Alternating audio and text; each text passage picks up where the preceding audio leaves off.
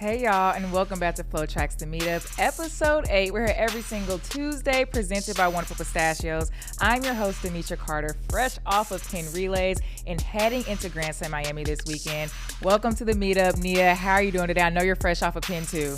Oh my gosh, what a weekend. There were so many things that went down, so many wins, so many records. Oh, I'm so ready to talk about it. I love it. Now, one of the coaches who was out there with us this whole weekend, I'm excited to welcome to the meetup, Coach Vic of Archbishop Carroll. Welcome. How are you doing today?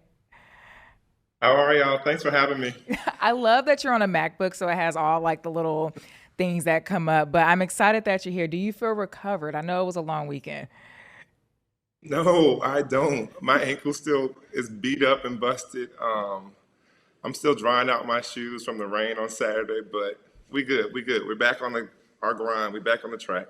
I love it. Now, me and Nia, we got to watch Archbishop in the 4x1, and I got to witness y'all's warm-up, too. I know, we're going to talk about it, but I think that was my first time seeing you, like, truly in the coach element. Like, I've seen you watch your athletes compete. I've seen you be so invested, like, how they perform. You're jumping, sweating, yelling, cheering, crying, all the things.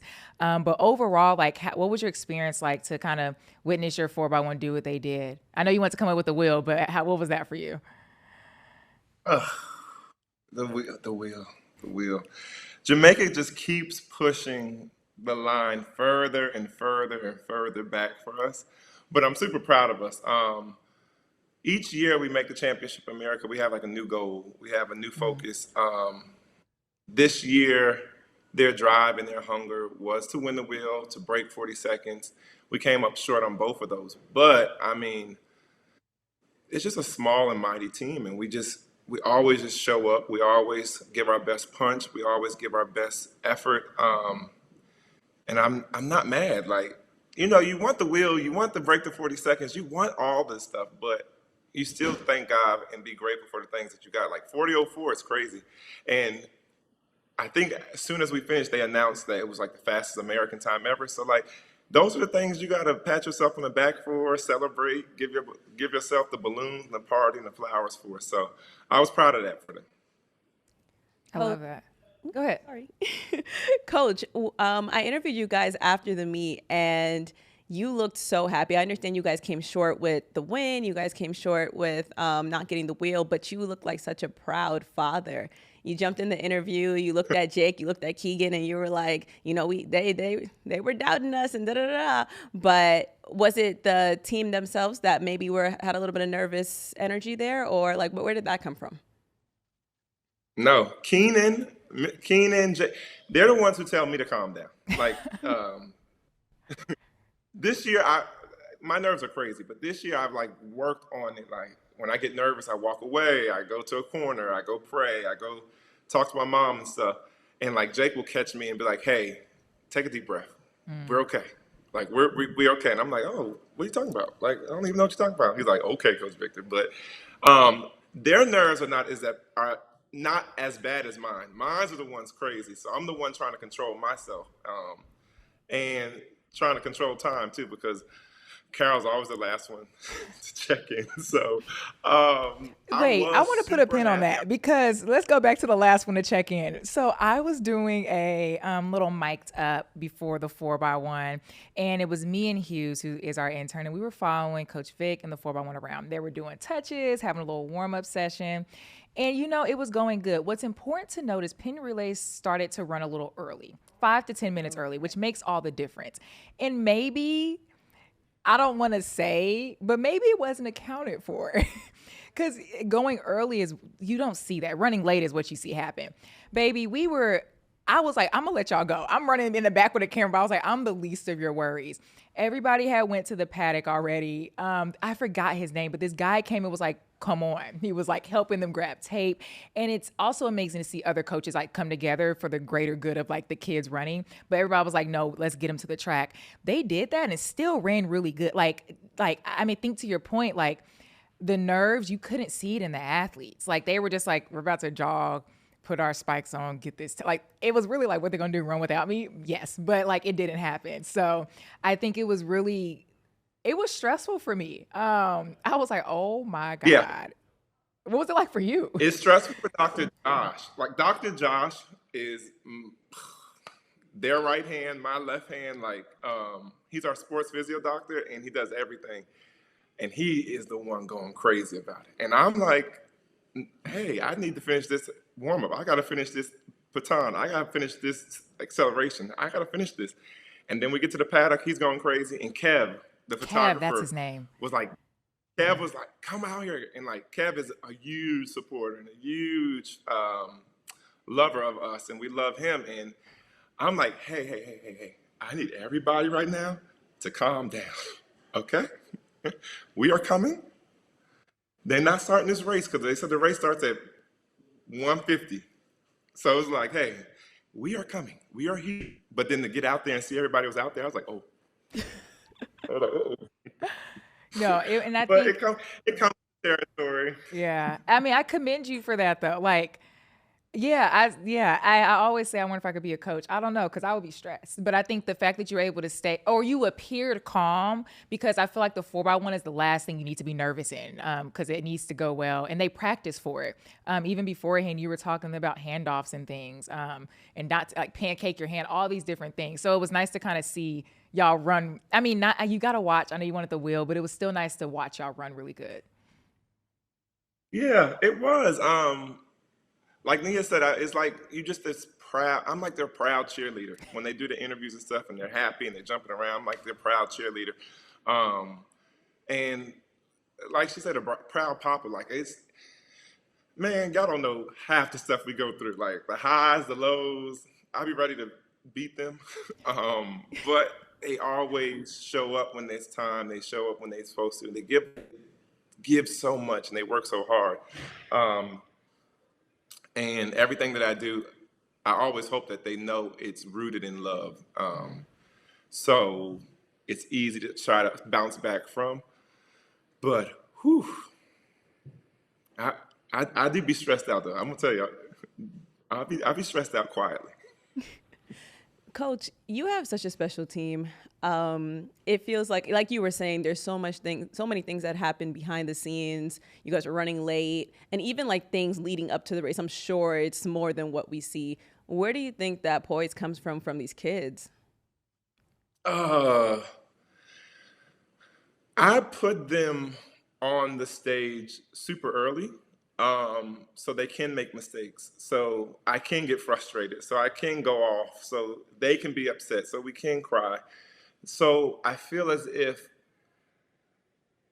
when these bigger moments come, it's like, okay, cool. We've been in this situation before, somewhere, somehow.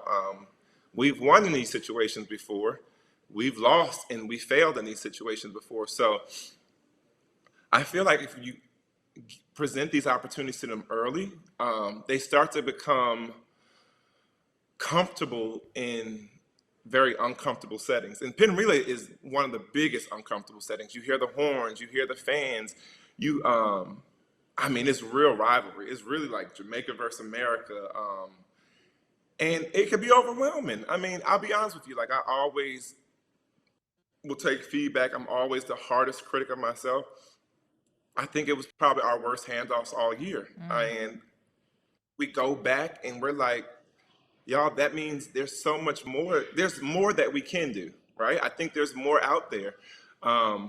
You look at it like my buddy Keenan left a little too early. And he's like, I think I heard somebody else. I'm like, Keenan, you're hearing everything else, honey. You're hearing a horn, a cowbell, screaming. You're hearing everything. So, like, you just go back to the drawing board, and it's like, y'all, just imagine if we can fix that, can clean that up. And they're determined that we will do it. So, there's more. It wasn't like that was all we had, because if the handoff was perfect and that's what we ran, then I'm like, y'all, good job. That's the PR. That's it. And that was a PR. Like, that's the fastest Archbishop Carroll ever ran. So for us to ever run that ever, for us to run the fastest American time ever, like, it's still stuff that you walk out of there happy about. So that's why you see us dancing in that interview mix zone with you, Nia. You know, I wanted to talk about that too. I always say there are such things as good problems. You guys still have a remainder of outdoor season left. So, I mean, with all that being said, I know Jake was smiling, but you can sense the frustration. Like, man, I almost caught him. What do you think we can expect from you guys the rest of the outdoor season? Oh, I never put a number out there because I'm like, I don't ever want to put a ceiling on us. So the boys, I mean, from indoor, the boys was like, we're breaking 125, right? And I said, oh, we are? Okay. Um, one thing at a time, okay? And they do it. Yeah. They said they want to break 40 seconds. So I know they can do it. I don't put limitation on them. We never talk about a PR goal. We never talk about a number goal. Jake is a little different because there's a goal he's trying to hit to qualify for Worlds, but besides that, everybody else, like, I never say, okay, we want to run this number because I'm like, why stop there? Like, so we got the 4x1. They want to break 40 seconds. We got the 4x2 that we have not actually ran yet. So they got big goals in that. They have their individuals, like, and it's only April, so it's really good. Like, you know, starting to come into some warm weather up here in DC because Okay. Come down to Texas. Mother Nature don't be like, Y'all could train every day, every hour, rain. Oh, There's no rain 100%. here, but Might be a drought. and we be out there late.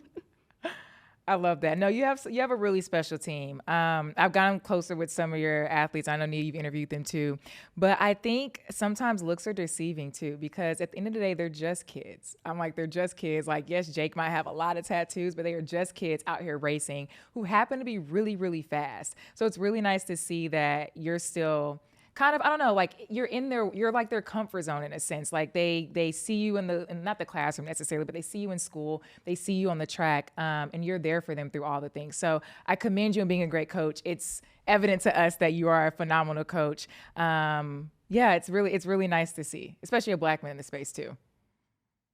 Come on. Thank you, sis. It's funny, we're going through something right now because they broke a rule, right? And I tell them all the time, like, everything that I do is to protect y'all, to encapsulate y'all from. One thing Nia said was like, what would I like to say to the fans and the haters, right? And I always tell them, we don't address the haters. Well, I don't. They're kids. So the kids, you know, they do what they do. But if you spend more time focused on your lovers, like I always say, love on the ones who love you and the ones that support you, because that's the one that keep us going. The haters are always going to hate. Like, you're always going to have some grown man sitting on Instagram writing in the comments about why we're not faster than some other team. You have some person with a ghost account talking about why or how you should have did this race better, right? And we've gone through that for years. So I think it continues to make us stronger and more confident. Jake had a super challenging mishap in the summertime, and that was super hard. I mean, super hard. And he had Quincy to lean on in that moment, which was grateful. So it's like we're in this fight against all these big teams and powerhouse teams and these great coaches, but then the kids alone, like when you see them, they have such solace within each other, such relationships amongst each other, such support amongst each other. And it's great because you literally are trying to fight trolls, and it's like you're not focusing on the people who are actually giving you flowers or giving you hearts and giving you love. So I always do that to them. Like everything that I'm doing, I'm hard on them. Like, and it's for a reason. It's to protect you. Like you said, black boys in America don't get second chances. They see us guilty before they see us innocent. They judge you by your image and how you present. And it's like, hey, show them who you are. Present to the world who you want to be. And you don't have to succumb to respectability politics, but be you. Do it right. Do it the right way. Be respectful. Be grateful. Be humble. And blessings will keep falling. Like I always say, my cup overflows and it falls right into them. And it's really fun. It really is fun. I mean, we're together almost 10, 12 months. And it's usually like 1 month, they just get on my nerve. I'm like, I'm tired of y'all. Go back to your mama. But besides that, it's a good time. It's a good time. I love that. I'm going to steal that quote. And actually, maybe I need to add my cup by your cup so it overflows into mine too. But I love that. So I can get some of yours into mine because y'all are killing it. Let me put I'm my so proud cup of y'all. in there I'm so too. I'm gonna happy slide to my have cup in y'all. there. I'm gonna slide it in. But Coach, there's no right or wrong answer, and I know there's no way to measure this. But like you were saying, there's so many things that sometimes are against your boys. You guys were one of the only 2 American teams in the Championship America final for Penn Relays. Amongst many other challenges you guys face, how proud are you of these kids? Oh, I was so proud to see us and another team in it that welcome to my job, guys. I was so proud to see us and was it Pennsylvania or Delaware? It was another team. I think Pennsylvania. And I'm like, yes, we're gonna go in here and we're gonna represent. We're gonna give Jamaica everything we got. We're not giving it up. We're not giving it up easy. And my boys didn't. My boys didn't. Even with the bad handoffs, they ran and they ran. And I mean, Jake probably don't want y'all to know this, but Jake didn't want to run anchor. He didn't want to do the anchor for this meet. And I'm like, no, you got to. And he was like, no, put me back on second. Put me on second. Let me do my thing on second. And I'm like, no. And one thing he always talks about is tricking his mind to believe that he can do it, be the best, even in trying times. And I used it on him. I was like, hey, you always talk about tricking your mind. Do it. Trick your mind this week to know that you're the best anchor out there. And it's hard. Like, we're in DC, we're in 40, 50-degree weather. You see the people we go against, and they train in warm and hot weather. And you think about Jamaica, they already had like their New Balance Nationals. They already had their champs. And you see 3 teams under 40 already, so it's nerve-wracking. It's a lot. It's pressure. And it's like, okay, we're going to go out there and hold this candle and hold this mantle for USA and try to win this wheel for us. So it's hard. And I mean, he got that stick in 4th place and brought it back to second, and He was coming for first. He just ran out of real estate. Yeah. Yeah. If he had 10 more meters, we might have been singing a different tune. I was like, hello, Jake. You listen to me now? He's like, I always listen. I'm like, Okay. But you got, it's those moments. It's those moments that you have to overcome. And I'm like, dang, I'm so proud of y'all. Like, Keenan, my third leg, is a long sprinter, and he gets out there every day, and he glides around that curve. You got Niles and Eli that pops off for me, and they all just give it all they got. And, like, 40.04 is crazy, like, fastest ever in Penn Relay. And my boys are still training in 40-degree weather, 50-degree weather. So I'm just happy. I'm happy, I'm proud. I'm like, y'all beat all those Jamaican teams but one. That's Only impressive. but one. Super I'm impressive. And Jake's a what, junior? like, yeah. Jake's is junior. Yep, that's our baby. I love Just had his birthday in December. Yeah, 17 now. I'm in September too. September's a great month. December. Oh, December. Never mind. Congrats though to him. Just had his birthday. Well, that's so exciting. I can't wait to continue to watch y'all throughout this rest of this season. I'm going to end this with a fun question for you. I didn't tell you ahead of time, so I'm going to put you on the spot. But if you could build your dream 4x1 of current athletes, who would you put on it? From Carroll or from like the nation? The world. But current. So I don't want you to be like Usain Bolt. He's not, you know what I mean? Like that doesn't count, but current. So it could be. Not high school. Okay. It can be high school. Not high school. You could throw Jake on it. You could throw, I don't know, Christian Coleman. Okay. It's your world. Throw Jake on there. Okay.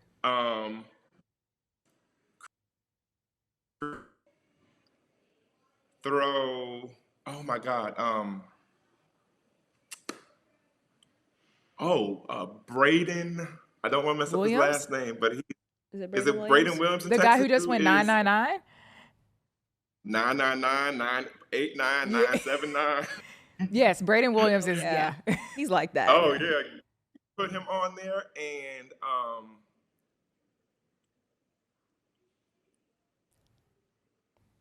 we got 2 legs left. You could put Jake's friend Taylor. He's from Texas too. He's a junior, and he won indoor nationals at Nike and broke the indoor 200 record. Okay. I think his name is Tate Taylor, if I'm saying it right. Ooh, please don't. Ooh, Tate, if I'm saying your name wrong, please don't be mad at me. But put him on there. That boy went 20.4 in indoor. Oh. Oh. Yeah. Was he the one who won Nike? I think Yes, so. he won Nike. Okay. Yeah. Yeah. He won Nike. Put he's like Braden first. Let him pop off with that 9.7. You could put Tate, that 20.4 from indoor on that second leg. I forgot who the third person I said was going to put on You there. didn't get to the third, but it's okay. Get to him. You didn't say I didn't pick before. 3 people. You said Jake. I know where Jake's going. Anchor. Oh, You said Jake, Carroll on Tate, there. I'll put Braden. Carroll on. Oh, Christian Miller. That's a good one. Mr. Puma himself. Put Christian on that third leg and let him. Now, what's up, Jamaica? What's up? That is so funny. That's so Yeah. funny. And Christian's still 18. You know, them Jamaicans, they be 19, so we could do it. You said we need to pull out some birth certificate. Just saying, let me put Christian on there. He's still 18. I love it. Okay. Well, Coach Vic, thank you so much for joining us on this episode's The Meetup. I can't wait to see you and your athletes continue to race this season, and enjoy the rest of your day. And you're a teacher. I learned that. You're a math teacher today. I love that. Yes. Teacher. Thank you. Black brilliance. We start from the top. Period. I'll see you at Nationals, Coach. Okay, and I'll see you probably in Miami. You actually coming? Yeah, my kid Caleb is running the 400 hurdles. Oh, I'll see you. Okay, I'll let you log off. Finish the show, and I'll text you. We'll see each other. Okay, thank y'all for having me. Thank you. I love him. Me too. No, that was. I'm was happy. fun. Yeah, that was fun. Also, the shirt. I need that. I need that. It was like the little pop of color for me, like in the collar. I love pink. It's my favorite color. Episode 9. I thought it was red. Well, whatever it was. Okay, I'm like, we red need to do like a little color test, but I might show up with some cheetah print. Episode 9. We'll see. I'm gonna hold you to that. Thank you. All right, I want to go ahead and get into the best thing that we saw last week. Spoiler alert, it's all Penn Relays because that's where we were. That's where the majority of the team was.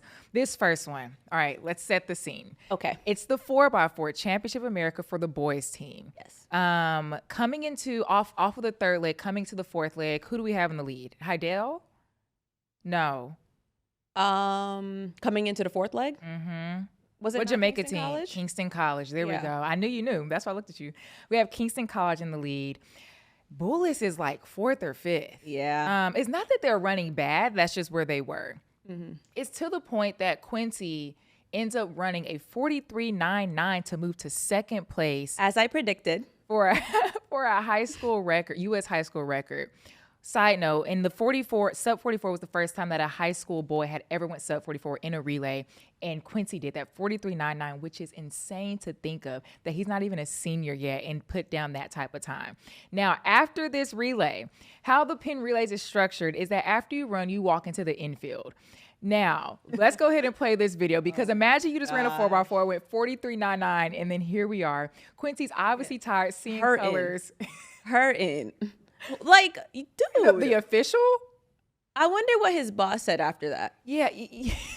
Like, if that's your employee, right, that you're like, you know, guys, make sure we're keeping it professional, make sure we're escorting the athletes to where they need to be. And then all of a sudden you see this video go viral of the person you told, hey, that's not what we're supposed to be doing. Yeah, girl.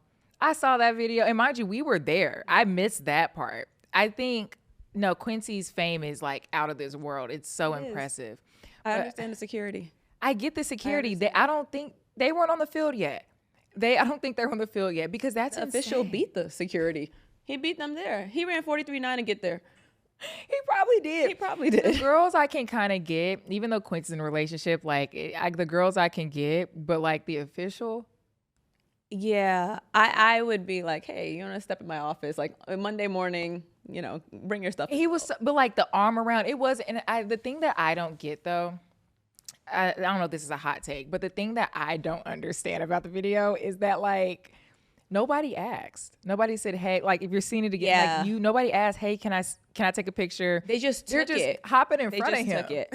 Like Everybody's just in his way. And like, you know how it is after a 400. You have booty lock, your lactic acid from like head to toe. You're probably hurting so much your teeth are hurting. And he just ran one of the fastest split on a 4x4. And you're in my face talking about cheese. And he didn't pose for one single photo. Yeah, like you can't even breathe. Well, pro tip, if you want a photo with Quincy, just hop in front of him. You'll get a photo. It might look like everybody else's, but you got one. You got one, period. All right, I want to go into this next video. All right, so masters at Penn Relays. Penn Relays has all the way from high school all the way to your masters and college and professional in between. And we got to witness the men's, I believe, 70-plus 100-meter dash. Now, we talked about a little bit earlier that, like, in AAU USATF, if you're like in the 17, 18 age group or you're on the younger side, that's a disadvantage. But in masters, if you're on the younger side, that's an advantage. So Michael Kish has been dominating this 100-meter. Your boy. And that's my boy. He took an L this weekend, though. Okay, happens to the best of them. Thomas Jones, I believe his name is new to this division, and he dominated. It's at almost 15 million on Instagram alone. Let's go ahead and play the video. In the 70 and older division, he is in 5. David Ponder in 6. David Ortman in 7. Jack Capenstein in 8. And Glenn Allen in 9. Michael Kish going to have a challenge here on his inside. Here comes Thomas Jones, the Maryland Masters. Look at this. 12.90 wind legal. Did you see his drive phase? He didn't pop up till the 20-meter mark. Did you see that? I saw the knee lift, and it was raining. Hey. Scared money don't make no money. Period. That's your favorite saying. I don't know about that age, but no, that's a fun one. If you haven't seen it, it's on all the platforms, Bleacher Report, Sports Center, everybody has it. It was a fun time. Nia, I want to dive into some top highlights from Penn Relays that you had. Yeah, we spoke about it, touched on it a bit, but definitely want to talk about the 4x4s on both sides, Championship America boys and girls, starting with the boys. Kingston College did win, but I do want to let you guys know that was not their strongest team. They were missing a leg. I believe Taj Marcus White, he actually won champs, one of the kids who ran 45 in Kingston College, and they still won. And I want to mention that just to give you an idea of the level of depth that they have at the quarter mile. That they are a very special team, because even despite Bullis breaking the national record, they still came up on top. Quincy was coming for sure, but I think they just had too much of a lead. And then as we're talking about the 4x4, we can't like dismiss Heidel. Those girls won 4 in a row. And, when we went to go talk to them when we were in Jamaica, they really run a very tight ship. Coach Corey Bennett, he also coaches the Calabar boys who won the 4x1 that we were just talking about with Coach Vic. He does not play that. He's a very militant manner, but he does run them with love. He's one of those kids whose mom was a teacher, so he's really big on principle and teaching them the whys, not just giving them a workout. For example, they were running 2 450s, and I think they had a couple 150s after, and he just was trying to make it where it's like, listen, I want your muscles to get used to running fast times back to back, just because of the way the 4x4 is structured at Penn Relays for the girls. They're running the prelims in the morning, and then the finals, the last event of the day. That is a lot on your muscles. You're fatigued, and then again, the rain. So there's a lot of factors playing in this, and despite that, they won for the 4th time in a row in record-breaking fashion. I love that. My favorite thing was it's a great photo, but the Heidel girl walks around and she throws up the 4. I'm like, yes. It's cute it was yes. Cute. I said I would frame that. Yeah, those girls, they're sweet. And then even though Bullis didn't come up with the win, the camaraderie that they have for each team, like they came and gave each other hugs. It was really nice to see. The level of respect and the level of sportsmanship, it's amazing to see. And it just shows the type of program that they have going on over there, where it's like, respect them when you lose, respect them when you win. You can have like that swag about you, but they have an amazing, like an immaculate balance of the two. So like showing that respect is so important. Before I spoke to Heidel, before I spoke to Bullis, they made sure, to your point, to congratulate them, hug them, take pictures with them. And same on the boys' side, Kingston College and Bullis, they all took pictures together, and it was the sweetest thing. Yeah, no, for sure. Everybody took a picture with Quincy, but that one they actually asked ahead of time, so it was acceptable. I want to go ahead and get to our track and field deep dive. Grand Slam Miami is coming up this weekend. You had the pleasure of going to Kingston. What are you kind of excited for this go around? I'm excited for the long sprints. And the short hurdles on the men's side. Both of these on the men's side. You have Chris Robinson coming back. Oh, no, he ran the long hurdles. My apologies. Yeah, but he 400 in the 400 hurdles, though, for him. But what got me a little mixed up is the fact that he ran the world-leading time in the 400. I almost forgot what event he ran. Yeah. No, it's going to be exciting. When I sat down with him at Keekston, he basically was like, after 400 hurdles, I posted on our Instagram, FloTrack's Instagram, but he was like, no 400 hurdler can beat me in the 400.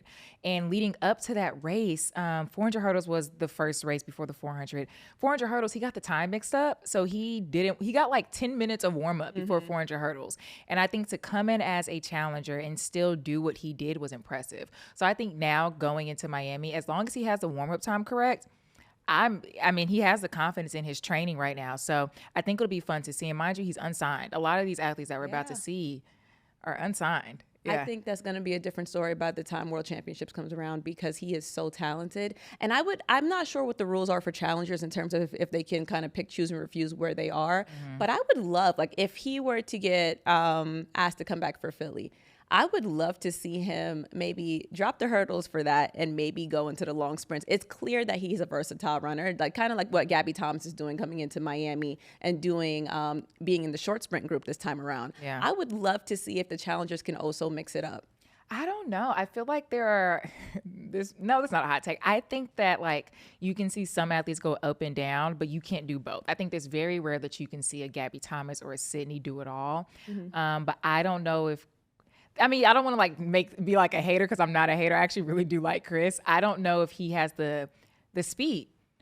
That's the truth because I think 400 hurdles, there's steps, there's patterns. I think he has the endurance, but 100, 200 is pure speed. And even like a Gabby Thomas, she looks like a 400 runner, which is why she's able to excel in my opinion. But like she has the speed, so I think you can see her go up and down.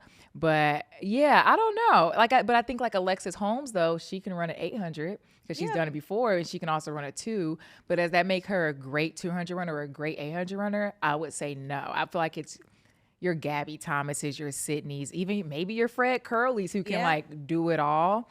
Maybe if he trained for it, I could see it. I think Chris could run a solid 2. I would like to see him in a long sprint group. I would like to see it too. I don't know if we're a world lead. I don't think it'll be a world leading time, but I do think he would surprise us, maybe a 20-point low. Okay, that's valid. Yeah, because like just judging off of his low 44, he has some speed to carry him through. He probably might have more top end speed than he does like coming out of in the drive phase. But I would be interested to see how he does in certain stuff. And again, I'm always talking about mentality. I'm always talking about how certain athletes are dogs. And the fact that he came out with 10 minutes of warm up to run that 400 hurdle race is impressive. There's no way his legs weren't tight and locking up after that. Yeah, no, it's definitely impressive. I got the chance to talk with Bryce Deadmond, who also he ran a world lead a couple weeks ago at his alma mater. So I had a chance to sit down with him as he goes into this Grand Slam. Here is a portion of the interview that will be live in a couple hours. How excited are you to be a part of this Grand Slam coming up? I'm excited for sure. I'm excited for the competition. I'm excited to see the hype behind this new league that Michael Johnson put together. I'm excited just for the full experience. I'm excited to be in Miami too on top of that. No, me and you both. There should be some good weather. So I know you train in Houston, but you're a former Aggie and you went back to your alma mater a couple weeks ago and at the time ran a world lead. Talk to me about what that performance kind of showed you where you are this season. Me and my coach really wasn't even expecting me to run fast. And I wouldn't say run fast, run that fast. We didn't know what I was capable of at that point. But once I crossed the finish line, I guess they answered everything, all the questions that we had. So I think it just showed me how far I am this season compared to previous seasons. I thought I had a good year of practice last year. And I thought I opened up well last year with I think a 45.2 and then a 44.4 to come back off of that.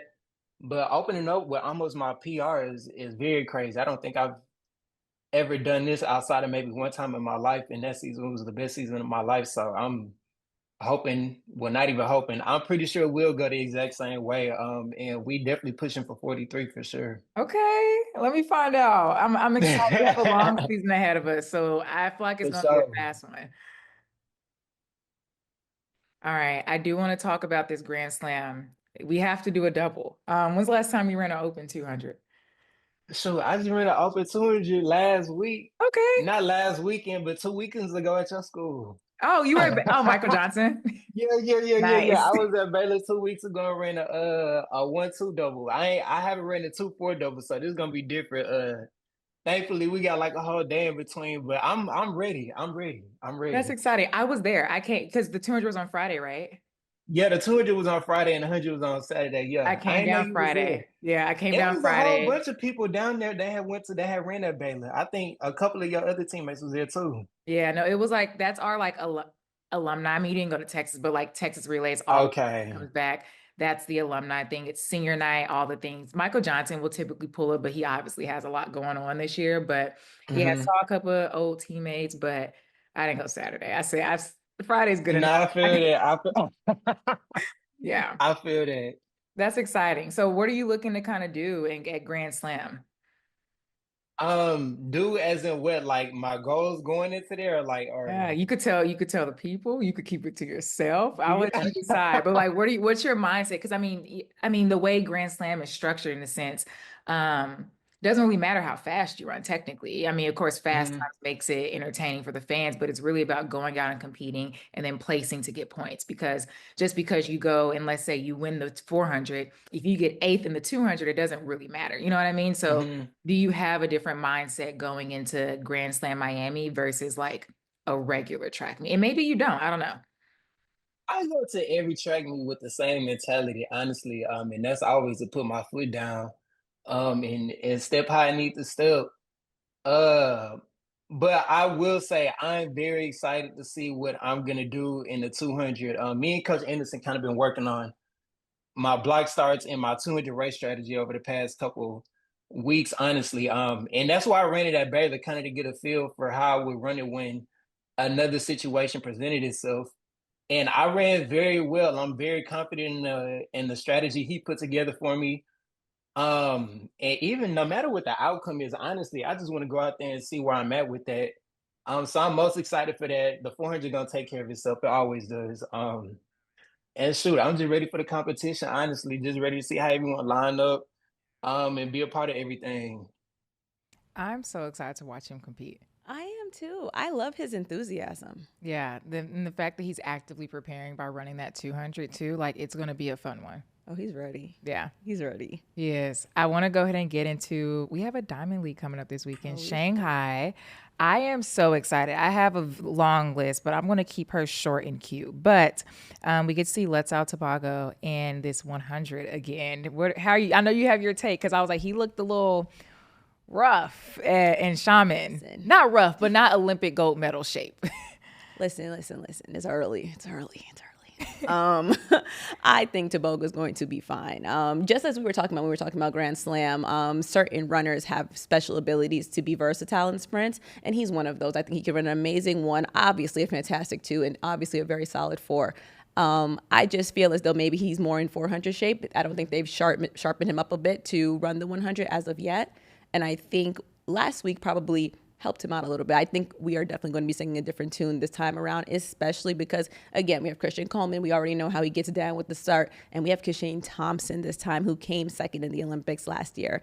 I think it's going to be a fast race, and I think we're going to be seeing a very different version of him. We all know 100 is one of the hardest races just because of that very small threshold for mistakes. Everything has to go right. But I think this is going to be a very different race. I agree. I want Christian to run well. We talked about with English Gardner last week, I believe. And Christian when he puts it together, it's great. And I think I've seen him have, when I say the smallest of mistakes, it's the smallest of mistakes. I'm just like, man, like I know, we all know you're fast, but when he puts together a great race, it's something amazing to see. So yeah, it's the start of a long season, but I'm excited for that men's 100. Oh, right. And again, same thing with Tobago. It's early. It's so early. And I think they're able to evaluate what they did in the last Diamond League, see what went right, see what went wrong, and how can we fix and adjust certain things. Because the beautiful thing I think about track is the fact that you're not going to be the same runner that you were last year, last month, maybe even last week. So there's always room for change and improvement. I do think we're going to see not only a very different race, but maybe even a very fast race. I love that. We get to see an Olympic gold medalist open up, Quincy Hall. Now, if you have him on Instagram, he something happened with his flight to China, so now he's getting there a day late. Something with the bag check person? Yeah. So that might affect his performance, but I'm really excited to see him. I don't think we've seen him since he won. Yeah. Nope. It's going to be a fun one.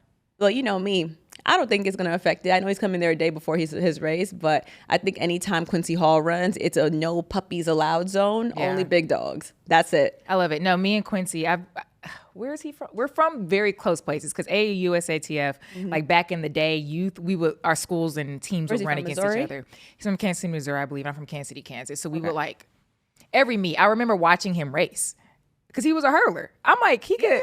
Yeah. I was like, no, not me calling. I was like, he's going to be great one day. I'm joking. But he would always dominate. But to your point, he's a dog. I've watched him be a dog since he was a kid. I don't know. I think it's going to be, I'm just excited to watch him race. I have no predictions. I think he's built different compared to everybody else, but it's going to be a fun one for sure. He's going to put on a show. And as we're talking about the 400, stick to that distance, but let's add some barriers. In that 400 hurdles, we got Carson Warholm, who just world record holder for the 400 hurdles and now world record holder for the 300 meter hurdles. I'm excited to see Carson. CJ will be back too, but they obviously this is 300 distance, and now to do the 400, it's going to be fun. Carson's always entertaining. I'll throw a clip in this actually. There he is, Carson Warholm, the world record holder over the 400 meter hurdles, the Olympic champion from Tokyo. Sat out indoors to rest. This is his first race. If I can find it, Carson, he barks. The camera comes up, he's barking. Yeah. If I was ever in a heat with him, I'd be scared. I'd be terrified. I'm like, this man is barking, slapping himself. I'm like, y'all see? Oh, y'all see? We're just running around the track. Yeah. He's built different. I mean, I would be scared even prior to this race because remember, he was running on ice. Yeah, he was. He was hurtling on ice with Red Bull. Yeah. I can't even walk on ice. People were like, oh, he might get injured. Carson doesn't care. He doesn't, he's fine. Yeah. And the sooner we understand that, the sooner we can move forward. Yeah, we're at different levels mentally, and that is perfectly fine. He holds a world record for a reason, not me. Oh, 100%. I do want to get into this women's 200. We saw Navia Battle come away with the win in Shaman, and now she's going to be back. We'll see Jenna again. We'll see TT. Who I'm excited to see is Rashida Adeleke is entered in the 200. It should be fun. It should be fun. It should be a faster race. I thought the last race was going to go faster than it was, but it's fine. What do I keep saying? Jet lag. It could be early. Yeah. It's early. Let's all calm down. But it's going to be a fast one. I love it. Any more? Rematch. Oh, it is it's a rematch, but Navia won. She won convincingly. Oh, for sure. Yeah. There was no lean at the line, so I'm excited for her to have a really good season this year. Yeah. No. And I really want her to make a team, but that's selfishly. I do too. Yeah. I do too. I think she can. No, she can't. I mean, she's done it before. I just feel like she had a little off year. It happens. But it does. Any other Diamond Leagues you want to touch on, or you want to save it for the show? I'm gonna save it. Make sure you guys tune in. Well, thank y'all so much for watching this episode of The Meetup presented by Wonderful Pistachios. I will be here every single Tuesday. Thank y'all for watching. Bye, guys.